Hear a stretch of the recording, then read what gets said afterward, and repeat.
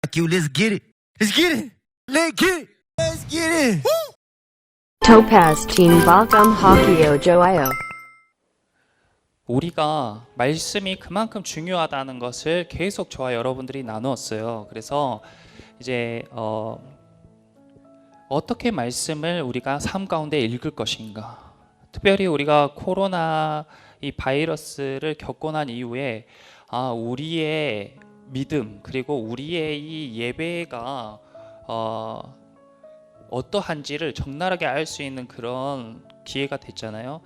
우리가 일주일에 한번 교회에 나와서 예배드리는 것도 참 중요하지만 삶 가운데에서 말씀을 읽고 또 그 말씀을 바탕으로 기도하며 우리가 주님을 향한 그 마음, 그 시선이 흔들리지 않고 고정될 수 있도록 하는 것이 얼마나 중요한지 우리가 깨닫는 계기가 됐던 것 같습니다. 그래서 이제 우리가 함께 매일매일 성경을 읽는 것을 연습해 볼 텐데, 그렇게 하기 위해서 또 방법을 알려주려고 해요. 우리의 평범함을 특별함으로 만드는 힘이 무엇인가? 그것은 먼저 말씀이죠. 이 말씀이 우리를 평범한 사람에서 아주 특별한 사람으로 변화시켜 줍니다. 우리의 늘 같은 일상, 평범한 일상, 그리고 많은 사람 중에 한 사람이었던 우리를 매우 특별한 사람, 그리고 꼭 필요한 사람으로 변화시켜 주는 것이 바로 말씀의 힘이다, 그 얘기입니다. 그리고 또 한 가지는 저기 그림에서 본 것처럼 우리가 한 사람 한 사람일 때는 지극히 평범한 사람들이고 사람들에게 주목받지 못하는 사람들이지만 우리가 함께 했을 때에 우리가 특별한 사람들이 될 수 있다. 우리가 특별한 사람들이 되고 특별한 모임이 되는 것이 하나님께 영광이 되는 길인 줄 믿습니다. 그러므로 우리는 더욱더 모이기를 힘쓰고 우리가 모였을 때에 각자 하나님께서 주신 은사를 사용함으로써 우리가 온전한 지체로 더욱더 발전해 갈 수 있는 것입니다. 자, 그래서 이 성경을 어떻게 읽을 것인가? 그 유인물을 한 개씩 다 받았을 거예요. 유인물을 참고해 보시고 거기에 이 빈칸을 작성하시면서 이 시간에 함께 나눠 보겠습니다. 첫 번째, 거기 제목에 텍스트를 읽고 생각해 보기라고 적어주세요. 눈으로만 보지 말고 귀로만 듣지 말고 머리부터 발끝까지 말씀이 흐르도록 하자. 우리의 몸에 피가 흘러야지 생명이 넘치는 것처럼 말씀 또한 눈으로 한번 보고 귀로 듣고 끝나는 것이 아니라 이것이 계속해서 우리의 몸에 전체에 흐르도록 하는 방법, 그것은 바로 말씀을 묵상하는 것이죠. 말씀을 이렇게 우리가 접하는 방법에는 5가지가 있는데, 첫 번째는 말씀을 듣는 것이고, 두 번째는 말씀을 읽는 것이고, 세 번째는 말씀을 묵상하는 것, 그리고 암송하는 것이 있고, 그리고 말씀을 적는 것도 있을 수 있겠죠. 그런데 우리가 이제 해보려고 하는 건 무엇인가? 말씀을 읽고 묵상하기를 해보려고 해요. 말씀을 읽고 묵상하기. 그래서 여러분들이 읽는 것은 하는데 묵상을 어떻게 해야 할까? 그것을 고민하기 때문에 그것을 돕고자 이 방법을 알려드리는 겁니다. 자, 첫 번째는 전체를 읽기. 본문을 처음부터 끝까지 전체를 한번 쭉 읽는 거예요. 우리가 방금 설교를 시작할 때 다 같이 본문을 읽었잖아요. 이렇게 설교 본문을 전체를 읽는 것입니다. 두 번째는 단어 찾기. 이 단어 찾기라는 것은 특별한 단어를 찾는 것이 아니라 성경을 읽다 보면 자신의 눈에 확 들어오는 단어나 마음에 딱 이렇게 감동이 되는 단어가 있을 수 있어요. 그런 단어를 체크하는 겁니다. 마지막으로 세 번째는 그 단어들을 서로 연결해서 성경 본문을 자발적으로 해석해 봄으로써 그 내용의 주제를 찾아보는 거예요. 그것을 우리가 한번 해보겠습니다. 이 시간에. 자, 예시로 제가 설명을 해드릴게요. 자, 글씨가 이게 유인물을 봐보세요. 우리가 그동안 계속 나누었던 베드로후서 1장 말씀으로 제가 먼저 예를 들어보겠습니다. 이거 어떻게 사용하는지.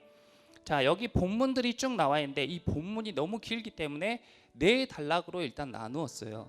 4단락으로 나누고 그 단락별로 자신이 읽고 눈에 들어오는 것을 첫 번째 체크하는 거라고 했잖아요. 단어를 체크하고 그 다음에 그 단락의 주제를 선정한 다음에 마지막으로 이 단락들의 주제를 다 모아서 한 단어로 요약해 보는 겁니다.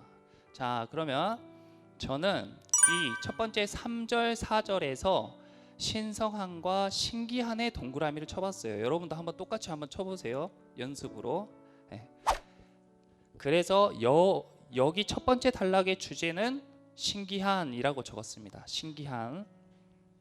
자, 두 번째 단락은 5절부터 7절까지인데 여기에서는 많은 내용들이 있는데 이 중에서 저는 덕이라는 단어의 동그라미 쳤습니다. 덕 이렇게. 그러면 여기는 당연히 주제 단어가 덕이 되겠죠. 자, 세 번째는 알다와 열매의 동그라미를 쳤습니다. 알기에와 열매. 그래서 여기는 주제어를 두 개를 적어봤어요. 아는 것 그리고 열매, 이렇게 두 개를 적어봤어요. 이렇게 제약이 없다는 것을 지금 이야기하고 있는 것입니다. 자유롭게 하라는 거예요. 너무 형식에 얽매이지 말고. 자, 마지막으로 네 번째는 꼭 한 단어가 아니더라도 이렇게 길게 밑줄을 긋거나 큰 동그라미를 칠 수 있게 부르심과 택하심, 이것이 한 동그라미로 묶고 또 영원한 나라를 또 한 동그라미로 묶어 보았습니다. 이렇게 해서 이곳의 주제도 두 개로 부르심과 나라, 이렇게 두 개를 선정을 했어요. 자, 이렇게 해놓고 이제 신기함과 덕과 아는 것과 열매와 부르심과 나라, 이렇게 이제 단어들로 보면 생각하는 것이 더 쉬워졌잖아요. 이 단어들을 놓고 이제 고민을 해보는 거예요. 이것들이 어떻게 연결이 되는지. 처음에 신기한 것과 덕을 연결해보고, 또 신기한 것과 덕과 아는 것을 연결해보고, 처음엔 두 단어가 잘 되면 세 단어가 잘 되면 네 단어. 이렇게 이것을 단어 링크라고 하는데, 워드 링크라고 하는데, 이걸 연결해본다 그 뜻이에요. 이렇게 해가지고 한 단어, 이 전체를 묶을 수 있는 한 단어를 찾아도 되고 새로운 단어를 적어도 됩니다. 저는 여기에서 한번 부르심이라는 단어를 딱 주제, 키워드로 선정을 해볼게요. 자, 부르심 이제 선정했습니다. 그러면 이제 이 부르심으로 모든 본문과 단어들을 해석할 수가 있게 되는 거예요. 자, 어떻게 하는 것이냐면, 예수님은 신기한 능력으로 우리를 부르셨다. 첫 번째 단락. 두 번째는 우리가 덕스럽게 살아가는 것, 우리가 삶 가운데 덕을 행하는 것이 우리의 부르심이다. 그리고 세 번째 단락은 예수님을 아는 것과 삶 가운데 열매 맺는 것이 우리의 부르심이다. 그리고 마지막으로 네 번째 단락은 우리의 부르심을 온전히 실행해 나갔을 때에 하나님의 나라를 소유로 얻게 된다. 이렇게 그 본문을 이렇게 읽어볼 수 있겠죠. 묵상할 수 있겠죠. 또 다른 단어로 한번 바꿔볼게요. 주제 단어를. 이번에는 저 단어들 중에 아는 것으로 한번 바꿔보겠습니다. 아는 것. 그러면 이 아는 것을 중심으로 본문을 이렇게 살펴보면 이렇게 또 볼 수 있을 것 같아요. 예수님을 아는 것은 참 신기한 능력이다. 예수님을 알아야 진짜 덕스러운 삶을 살 수 있다. 그리고 예수님을 알아야 삶 가운데에 열매가 맺힌다. 그리고 예수님을 아는 것이 우리의 부르심이며 예수님을 알았을 때에 하늘나라를 소유로 얻을 수 있겠다. 이렇게 말씀을 해석해 볼 수 있을 것 같아요. 그래서 오늘 이 본문 디모데전서 4장 11절에서 16절을 바탕으로 이제 여러분들이 한번 똑같은 방법으로 이따가 제가 해보라고 할 때 선생님들과 함께 해보는 겁니다. 좀 어려운 학생들은 선생님들께 질문해서 채워보세요. 부담 없이. 이거 거들 것이 아니고 여러분들이 가지고 갈 거니까 본인의 말씀 묵상 방법을 익힌다 생각하고 편하게 해보시면 됩니다. 그리고 이것을 작성할 시간을 약 한 10분 정도 드릴 거고, 그리고 이것을 이제 다 작성했다. 그러면 그 다음 장 봐보세요.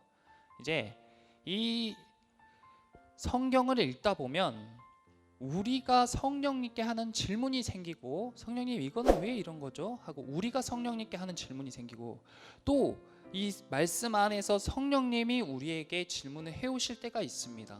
그렇게 소통을 하는 것이죠. 기도도 마찬가지로 하나님께 묻고 하나님의 음성을 듣고 이렇게 커뮤니케이션을 하는 것입니다. 소통을. 그래서 이제 이 텍스트에서 우리에게 전할 말, 그것을 제가 몇 가지 뽑아봤어요.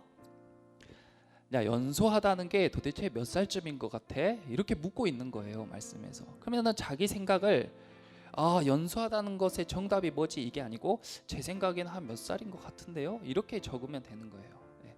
어떤 분은 이것을 저희 선생님들끼리 먼저 해봤는데, 어떤 분은 아주 어리다고 생각하신 분도 있고, 어떤 분은 40세 이상 이렇게 말씀하신 분도 있고, 자유롭게 의견이 나왔어요. 여러분들도 마찬가지로 자기가 생각하기에 연소하다고 생각되는 나이를 적으면 됩니다. 그리고 네가 지금 전념해야 할 일, 그러니까 내가 지금 하고 있지 않더라도 내가 지금 해야 할 일이 뭔지는 알고 있잖아요. 그런 것들. 그리고 코로나19가 우리에게 주는 교훈, 우리가 몇 달 동안 코로나를 겪으면서 우리가 깨달은 교훈들, 그리고 마지막으로 지금 내가 매일매일 보낼 때마다 하루에 가장 많은 시간을 할애하고 있는 것은 무엇인지, 이렇게 네 가지를 써보는 것입니다. 이제 여러분들이 이것은 이제 이 툴이 없더라도 성경 말씀을 읽을 때 긴 본문을 나누어서 거기서 단어를 먼저 표시한 다음에 그 단어들을 중심으로 생각해 보면 성경을 이해하기가 조금 더 수월해질 수 있다. 그리고 성경은 어렵고 고리타분한 말씀이 아니고 지금도 성령님께서 우리에게 하고자 하는 말씀을 전해주는 도구다. 네.